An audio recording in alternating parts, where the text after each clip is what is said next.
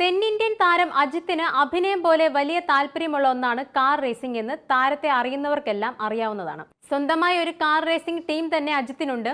അജിത്തിന്റെ കോരിത്തെരിപ്പിക്കുന്ന car racing videos നിരവധിയാണ്. അന്താരാഷ്ട്ര മത്സരങ്ങളിൽ മത്സരിക്കാറുള്ള അജിത്തിന്റെ വാഹനം റേസിംഗ് ട്രാക്കിൽ അപകടത്തിൽപ്പെട്ട വാർത്തയാണ് പുറത്തുവരുന്നത്. അദ്ദേഹം ഓടിച്ച കാർ ട്രാക്കിൽ വെച്ച് ബാരിയറിൽ ഇടിച്ചാണ് അപകടം സംഭവിച്ചത്. അദ്ദേഹത്തിന്റെ ടീം തന്നെയാണ് ഇക്കാര്യം പുറത്തുവിട്ടത്.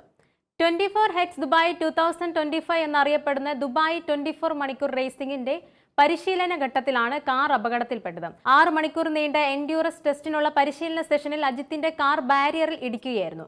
ഇടിയുടെ ആഘാതത്തിൽ 7 തവണ കാർ കറങ്ങിയ ശേഷമാണ് നിന്നത്. ടെസ്റ്റ് സെഷൻസ് അവസാനിക്കാൻ 2 മിനിറ്റ് മുമ്പായിരുന്നു അപകടം. തുടർന്ന് നടനെ രക്ഷപ്പെടുത്തി ആംബുലൻസിൽ കയറ്റി. നടന്റെ ആരോഗ്യനിലയെക്കുറിച്ച് മാനേജർ സുരേഷ് ചന്ദ്ര പങ്കുവച്ചു.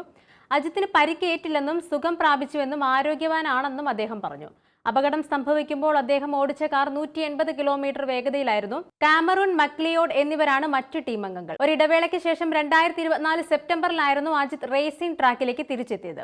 ദേശീയ മോട്ടോർ സൈക്കിൾ ചാമ്പ്യൻഷിപ്പിലൂടെ റേസിംഗിലെത്തിയ അജിത് ദേശീയ single seater racing championship, Asian formula, BMW championship, British formula 3 championship തുടങ്ങിയവയിൽ പങ്കെടുത്തിട്ടുണ്ട്.